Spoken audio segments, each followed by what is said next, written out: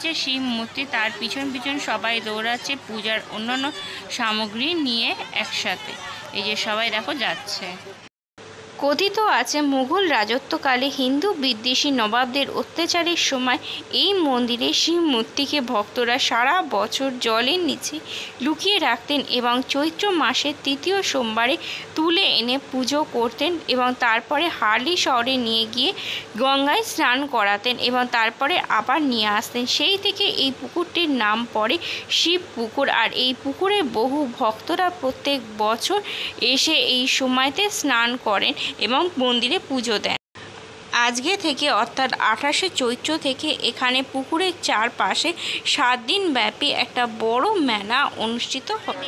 এইখানে মহাদেব নিমজ্জিত থাকে সারা বছর। তো এই জাস্ট একটু আগে ঠাকুরকে নিয়ে গিয়ে পুজো করার উদ্দেশ্যে নির্দিষ্ট একজন প্রত্যেক বছর নিয়ে যায় ঠাকুরকে মাথায় করে যেখানে পুজো হবে সেইখানে। আর এই পুকুর ঘাটে দেখো প্রচুর লোকজন স্নান করছে।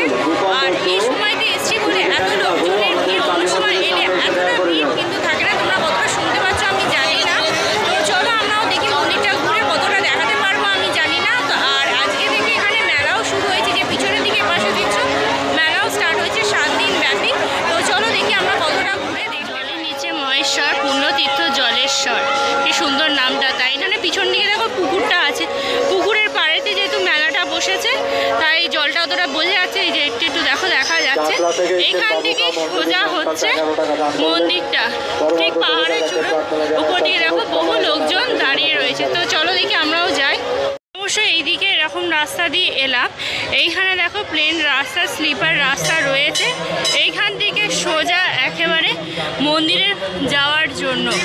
এই যে এটা হলো জলেশ্বর মন্দির, সামনে দেখো দেখছো জলেশ্বর মন্দির সোজা। এখানে প্রচুর ভক্তরা রয়েছে, ঠাকুর অবশ্য এখানে নেই, নিয়ে যাওয়া হয়ে গেছে। মন্দিরের পাশে দেখো একটা অশ্বত্থ গাছ আছে। এই অশ্বত্থ গাছে অনেকেই ঢিল বেঁধেছে তাদের মানতের জন্য। আর এইখানে হলো মন্দির, চলো আমরা মন্দিরের ভিতরে যাই। অনেকে ঠাকুরের দর্শন করেছে, এখানে স্থায়ীভাবে একটা মন্দির আছে, তো সেখানেও অনেকে দর্শন করে। তো আমরাও চলো সেখানে যাই। এইটাই হলো জলেশ্বর মন্দির। এই যে দেখো চারপাশে লোকেশনটা, একবারে মনে হচ্ছে যেন পাহাড়ের চূড়োর উপরে আমরা চলে এসে। একবারে নিচে দেখো পুকুর ঘাটটা, সেটা স্নান করে দর্শন করছে বলে দেখো মন্দিরের মেঝেটার হাল দেখো, পুরো জলে আর কাদায় ভীষণ স্লিপারি অবস্থা হয়ে রয়েছে। আর এখনো পর্যন্ত এখানে এইখানেতে সারা বছর যে মূর্তিটা থাকে এখানে অনেকেই দর্শন। মূল মন্দিরের ভিতরে দেখো প্রচুর ভক্তদের ঢল নেমে গেছে। যারা পুকুরে স্নান করেছে সকলেই তারা এইখানে যে মূর্তিটা রাখা আছে, যেই মূর্তিটা সারা বছর পুজো করা হয়, সারা বছর ভক্তরা জল ঢালেন শিবের মাথায়, সেই মূর্তি দর্শন করার জন্য। এই যে মূর্তিটা তোমরা দেখছো জলের নিচে যে মহাদেব আছে তার অনুরূপ প্রতিকৃতি এইখানে রেখে পুজো করা হয় সারা বছর। পাশে পরিক্রমণের জন্য দেখো এরকম রাস্তা রয়েছে, এখান থেকে মন্দিরে পরিক্রমণ করা যায়। এই যে, আর এখানে দেখো মন্দিরের প্রতিটা দেয়ালে মানে সামনের দিকে ছাড়াও দু সাইডে মহাদেবের বিভিন্ন কাহিনী দেখো দেখা। মন্দির সম্পর্কে কয়েকটা তথ্য তোমাদের জানিয়ে দিই। দ্বাদশ শতকের শেষের দিকে সেন বংশের রাজারা এই অঞ্চলে শিব পুজোর প্রচলন করেন। তখন এইখানে একটি মাত্র শিবলিঙ্গের পুজো করা হতো। মন্দিরটা তখন ছিল টিনের ছাউনি দেওয়া। পরবর্তীকালে গোবরডাঙ্গার জমিদার রমেশচন্দ্র বন্দ্যোপাধ্যায় তিনি শিব মন্দির তৈরির জন্য জমি দান করেন এবং এই মন্দিরটি নতুনভাবে তৈরি করা হয়। আমি বাইরে বেরিয়ে চলে এসেছি, তো ঠাকুরকে নিয়ে চলে যাওয়া হয়েছে গাইঘাটে। আমি জাস্ট একবারই দর্শন করতে বললাম, গেলে আমি দেখতে পেয়েছি। আর একটু 1-2 মিনিটের এদিক ওদিক হলে আর দেখা যেত না। আর এখন এখানে খেজুর ভাঙার উৎসব চলে প্রত্যেক বছর গাজনের আগে। দিনের ওপরের দিকে দেখো ত্রিশূল, ওম চিহ্ন আর মহাদেবের যে গলায় থাকে সর্প নাগরাজ সেটাও দেখো রয়েছে মন্দিরের উপরের দিকে। আর ত্রিশূলও রয়েছে, বহু বছরের পুরনো মন্দির। সামনে দেখো দান মঞ্চ করা হয়েছে, দেখো সাইড থেকে মন্দিরটা।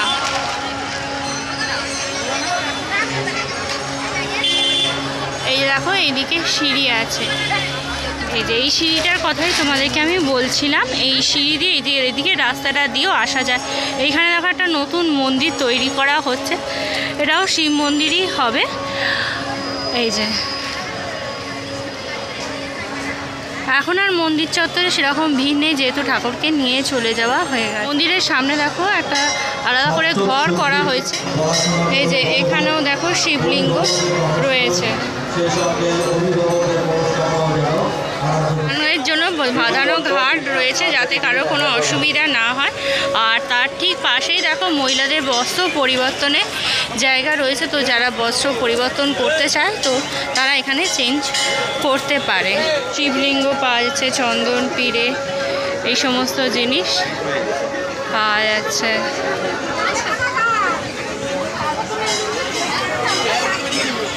যারা চাইবে তারা তোমরা এখান থেকে কিনে নিয়ে যেতে পারো। ভিতরে এই যে তোমরা রাস্তাটা দেখছো, এই রাস্তাটা দিয়ে আমাদেরকে খেজুর ভাঙার যে উৎসবটা হচ্ছে তো সেটা দেখতে আমাদেরকে যেতে হবে। এই যে এই গাছটা তোমরা দেখছো, এই খাড়াছাতে ওপরে উঠে সন্ন্যাসীরা খেজুর ভাঙছিল।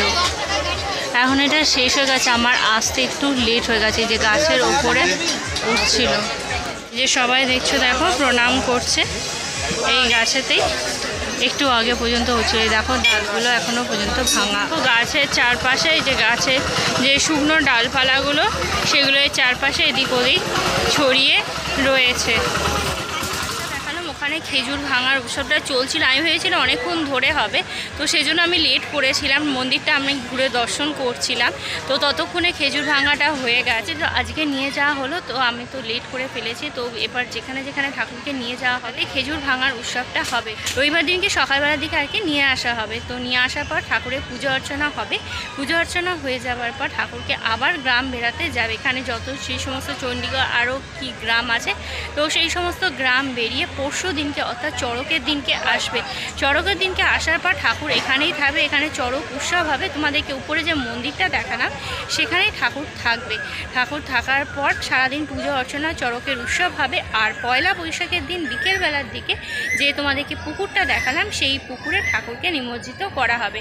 আর যে ঠাকুরকে যে তোলা হয়েছিল, ঠাকুরকে তোলা হয়েছিল চৈত্র মাসের তৃতীয় সোমবারে, অর্থাৎ আজ থেকে বলতে পারো দিন 10 আগে, 7 দিন আগে মতো তোলা হয়েছিল ঠাকুরকে। ওই যে পুকুরটা তোমাদেরকে দেখালাম সেই পুকুর থেকে আজকে সমস্ত জায়গা ঘুরে ঠাকুরকে নিয়ে আসা হয়েছিল। পূজা অর্চনা করে আবার ঠাকুর বেরিয়ে গেছে। বলতে গেলে বছরের এই কটা দিনই ঠাকুর জল থেকে বাইরে থাকে আর সারা বছরই জলেতে নিমজ্জিত থাকে। আর এখানে যে মেলাটা তোমরা দেখছো যেটা চলছে সেটা আজকে থেকে অর্থাৎ 28শে চৈত্র থেকে শুরু হয়েছে। এটা 7 দিন ব্যাপী চলবে।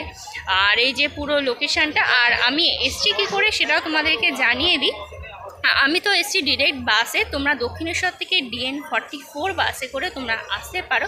এছাড়া তোমরা যদি আসতে চাও সেটা থেকে হাবড়া বা বনগাঁও আমি যে সমস্ত ট্রেনগুলো আছে তাতে নিয়ে করে আসতে পারো। তোমরা হাবড়া স্টেশনে নামবে। স্টেশন থেকে বেরিয়ে তোমরা টোটো বা অটো যেগুলো রয়েছে দেখালাম তোমাদেরকে, ওই যে ICICI ব্যাংকের সামনে থেকে যেখান দিয়ে আমার বাসটাও এলো, আমি বাস থেকে ক্লিপসটা নিয়েছিলাম, তো সেটা একবার তোমাদেরকে দেখিয়ে দেবো। সেখান থেকে তোমরা টোটো করে আসতে পারো। টোটো ভাড়া 25 থেকে 30 টাকার মধ্যে নেবে, জলেশ্বর মোড়ে নামিয়ে দেবে। আর ওখান থেকে তোমাদের 10 টাকা করে টোটো ফেয়ার নেবে। হাবড়া স্টেশনের 1 নম্বর প্ল্যাটফর্ম দিয়ে বেরিয়ে সোজা যে রাস্তাটা সেখানে এলেই তোমরা এই টোটোগুলো পেয়ে যাবে। এখান থেকে তোমরা জলেশ্বর মন্দির যেতে পারি, যে ICICI ব্যাংকটা দেখছো তার সামনে থেকে। তোমরা টোটো করে যখন আসবে, দেখালাম এই যে গাড়িগুলো তোমাদেরকে দেখিয়েছিলাম হাবড়া স্টেশনের বাইরে ছিল, তো এখানে তোমাদের মোড়টায় নামাবে। এই যে দেখছো এইখান থেকে তোমরা টোটো পেয়ে যাবে। চড়ক মেলা বলে তোরণ লাগিয়েছে, এই রাস্তাটা দিয়ে সোজা যেতে হবে। টোটো করে এইখানে নামবে, এইখান থেকে আমাদেরকে এদিকে সোজা মন্দিরের উদ্দেশ্যে যেতে হবে। রাস্তার দুধারে দেখো মেলা বসেছে, এখানে খাবার দাবার, আর অনেকেই এখানে দেখো স্নান করে ফিরছে। এই যে তোমরা এদিকে মেলা দেখছো, মেলার এইখানে তো দেখো গেট আছে, গেটটা আপাতত বন্ধ রয়েছে। এদিক দিয়েও মন্দিরের ভিতরে যাওয়া যায়। তীর্থবিতান বলে দেখো মন্দিরের পাশে এখানে একটা পার্ক আছে, তো পাশে তোমরা পার্কটাও ঘুরে আসতে পারো। এখানে লেখা আছে 12 তারিখ থেকে 18 তারিখ পর্যন্ত পার্ক বন্ধ থাকে। ঠাকুরকে যে জল থেকে নিয়ে আসা হয়েছিল, নিয়ে এসে ঠাকুরকে এইখানেই বসানো হয়েছিল।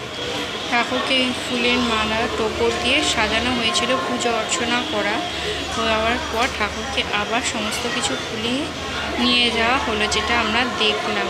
পাশে দেখো নন্দী মহারাজ আর একটা শিবলিঙ্গও আছে। এই যে তোমরা ঘরটা আমার পিছনের দিকে দেখছো, এই ঘরেতেই ঠাকুরকে পুকুর থেকে তুলে নিয়ে আসার পর পুজো অর্চনা করা হয়। আজকে আমরা যখন দেখলাম যে ঠাকুরকে গ্রামে ঘোরানোর জন্য নিয়ে যাওয়া হচ্ছিল, তার আগে এই ঘরেতেই ঠাকুরকে পুজো অর্চনা করা হয়েছে। আর ওই যে টোপরটা তোমরা দেখলে, ঠাকুরকে টোপর পরিয়ে ফুল টুল দিয়ে মালা পরিয়ে নিয়ে যাওয়া হয়েছিল, মানে পুজো অর্চনাটা হয়েছিল। কিন্তু ঠাকুরকে নিয়ে যাওয়ার সময় ওগুলো সমস্ত কিছু খুলে ঠাকুরের যে মূল যে শিলা খণ্ডটা যেটা আমরা দেখলাম, তো সেইটা ঠাকুরকে মাথায় করে নিয়ে যাওয়া হয়েছে। সন্ধে হয়ে গেছে বলে মন্দিরের চত্বরে আলো জ্বলে গেছে, আর জলেশ্বরের যে মন্দিরটা সেখানেও বেশ আলো জ্বলে গেছে। তো চলো সেটা আমাকে নিয়ে আসা হয়, সেটা হলো এই যে এই মন্দিরটা।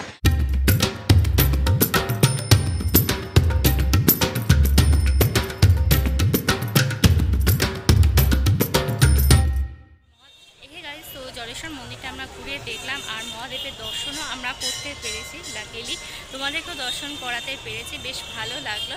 আর এখানে 7 দিন ব্যাপী মেলাও চলছে। কিভাবে এসছি, মন্দিরের ইতিহাস সমস্ত কিছু তোমাদেরকে আমি জানালাম। করবে তোমরা যদি চাও তো তোমরাও এসে মহাদেবের দর্শন করে যেতে পারো। এখানে শিবরাত্রির সময় শ্রাবণ মাসে খুব বড় করে পুজো অনুষ্ঠান হয়, আর বহু মানুষজন তখনও আসে। তবে এখন একটু বেশি আমার তুলনামূলকভাবে যেটা মনে হলো। তো যাই হোক, আজকের ভিডিওটা আমি এখানেই শেষ করছি। যদি তোমাদের পুরো ভিডিওটা ভালো লেগে থাকে তাহলে তোমরা অবশ্যই লাইক করো, কমেন্ট করো, শেয়ার করো তোমাদের ফ্রেন্ডস আর ফ্যামিলির মধ্যে।